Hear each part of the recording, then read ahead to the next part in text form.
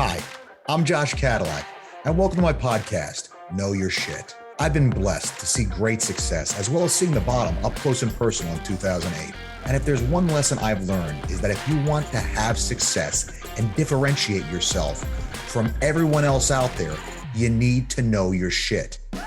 As a successful real estate and crypto investor and an educator, it drives me insane that people do not immerse themselves in their craft. Everyone is so busy advertising and testing new sales techniques, they forget the most important thing, the product. Here I want to talk to the folks that got this right, the most successful people in the world in every industry. Bring them to you and find out what they learned in their business that made it great. When you listen to my podcast, you will know for sure that the topics and experts we have on have one thing in common. They know their shit.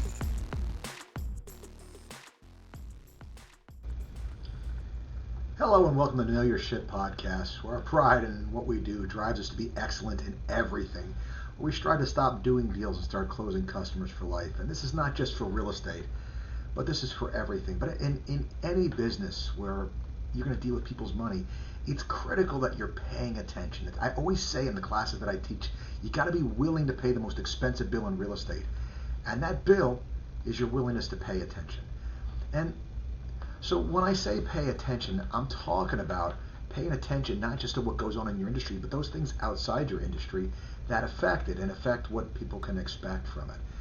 One of the biggest things going on right now are all these strikes. We have strikes going on by UPS that just was recently resolved. We have a strike going on with the UAW, a 5-month-long writer strike. Why are all these labor disputes coming to the forefront? It doesn't seem like we've had this kind of trouble before. What would indicate that that would be the case? Well, folks, labor unrest is a very common occurrence when you come through an inflationary market.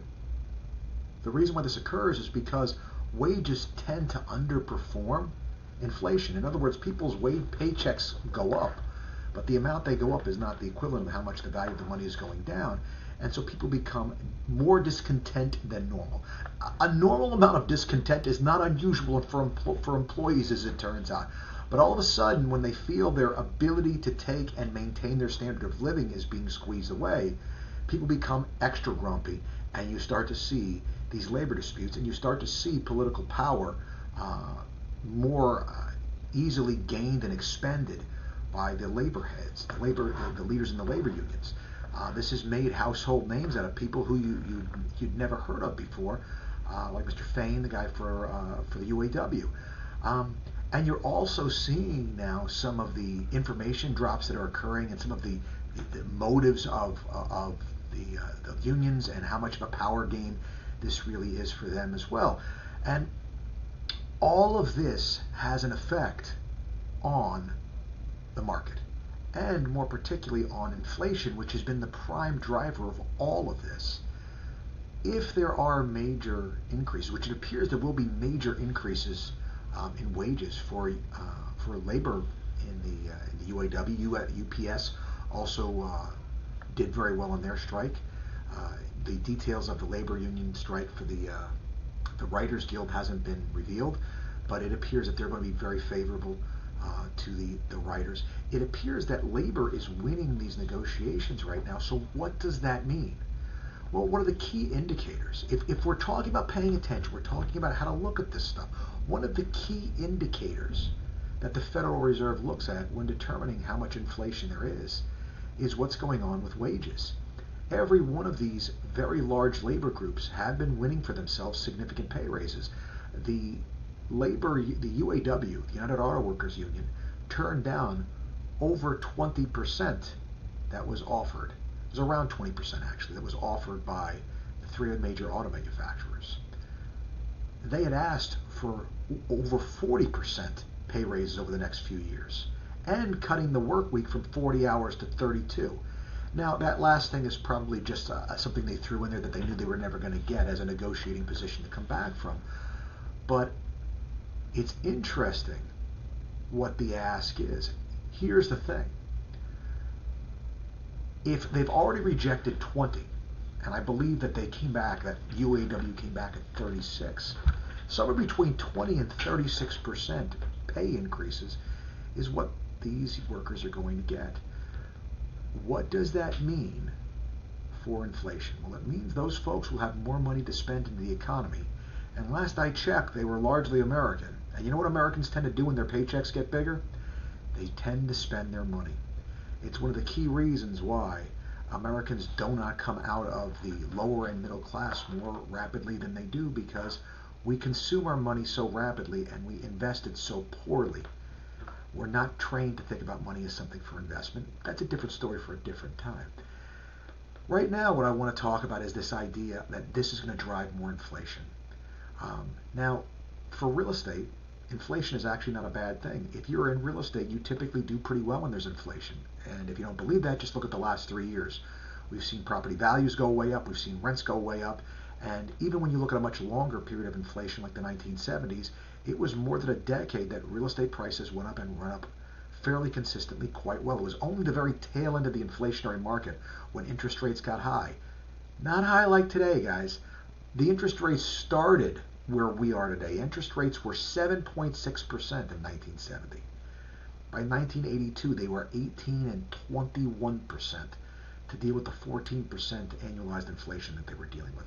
Real estate prices still went up, even with those interest rates being so high. They did not go up nearly as quickly as they had in the past, but real estate prices still consistently went up. Typically, you don't want to be in real estate toward the end of an inflationary market, but where interest rates are today has caused a bit of a stagnation in the economy that we're in, the real estate market. That stagnation, though, is not to be unexpected. It's going to take and leave people in a place that when their rents go up once again, they're going to be re-incentivized to have to take and buy. The builders aren't building homes fast enough. So all of these things, these labor market issues, these problems that we're seeing on the front of being able to take and make things more affordable, all are taking and exacerbating this inflation that we're experiencing. And more than that, you're in a position right now where you're seeing the cost of vehicles. Now, what's going to happen when the cost of labor goes up for the big three auto manufacturers? Well, they're going to have to pass that along. They have two choices, really. They can pass that along to the consumers, or they can reduce the profits that they're taking. Unfortunately, though, what happens to the profits? Well, according to Hollywood, they go to the evil shareholders, some fat cat smoking a big cigar in his office up in, some skyscraper someplace. Guys, you know who the investor is in these companies, right? It's your grandma and her pension fund. That's who the prime owner of most of these companies' stocks are. And so there's this misconception that somehow it only harms the wealthy if profits are reduced. It's just not the case, especially in a publicly traded company like General Motors, Ford, and Chrysler. So they're going to take and have to raise prices in order to take and maintain their profits and not have their share value go down, to make sure your grandmother still has the value in her investment account that she did, right? And you and your 401k and whoever else has their stock, right? So this puts us in a fairly precarious position, in the sense that, yes, it's good that wages are going up. People need to make enough to take and support their standard of living, and for their standard of living hopefully will improve as they mature in their job and they build up greater seniority. But there is this other effect, which is now the cars cost more. So does that disincentivize people to buy the big three auto manufacturers' cars? Well, yes, it does. If the exact same car costs more than it did yesterday, the number of people that are making the decision to buy that car will be reduced, because it's been an increase in price, folks, is a disincentive. Does that mean that other auto manufacturers maybe do better? Sure, it possibly could. Could it mean that those then auto manufacturers are going to take and deal with labor issues as well? One of the big things that the labor union pointed to as their reason for doing this strike was the profits that the auto manufacturers were seeing. Well, folks, here's the crazy thing that you got to take into account. Interest rates being low didn't just affect real estate. Interest rates being low also affected car sales. And so the last 3 years of car sales have been very high. as high as they could be with the reduction in production that we had during COVID. And so this would sort of indicate now, with interest rates being much higher, that's a disincentive to people buying cars. So the likelihood of the big three auto manufacturers selling the same number of cars that they did in previous years is reduced. So all of this goes to say that this is actually a very complicated moving target, but at the end of the day, what it's going to mean is that the UAW workers will get paid more. The price of the cars that they produce will have to go up to reflect that increase in cost to build, and that increase is going, that pass along increase in the form of higher prices is going to result in people that want to buy those cars having to pay more for the exact same car, and we call that more inflation. More inflation means, well, typically it means real estate prices are going to go up. It's going to mean home affordability is going to go down. It's going to mean that rents are going to go up. And people are going to have the choice, once again, to watch their rents go up faster than their standard of living, or choose to deal with a painful interest rate to break that cycle. So what's going to be the alternative that's going to take and make homes affordable? Well, folks, the big thing that there is out there that we're starting to see some more of, the way that we navigated the high inflation and high interest rates of the 70s and 80s was more seller financing. You got to realize that, folks, that in the last couple of years, people have built more equity in their homes than has happened in forever. We've had 3 of the greatest years for equity growth by virtue of the fact that the value of money was going down. So people have a lot of wealth tied up in their homes right now. And because of the very limited supply, the ability of home prices to come crashing down that people have predicted has not, and I don't think can, manifest itself. There's just too much of a shortfall of inventory. And so we have a situation where there doesn't appear to be a path for home prices to come down. There doesn't appear to be a path for builders to build homes more affordably. I mean, realistically, if UAW workers are going to get a pay raise, and UPS workers are going to get a pay raise, and the writers are going to get a pay raise, guess what's going to happen to the construction workers and everybody else that wants to take and maintain their standard of living? They're going to go fight for a pay raise, and they're going to have to get it. And once again, it spells more inflation. All of this, once again, gets us to a place where it doesn't appear that the real estate market can go anywhere but up. The one big caveat to that being, if the Federal Reserve continues to raise interest rates super aggressively, it may cause greater stagnation in this market. But here's the thing, folks, and I've said this plenty of times in this podcast, every market that I go to, wherever I teach, and I teach all over the country, I've been just about everywhere. Everywhere I go, it's always the same thing.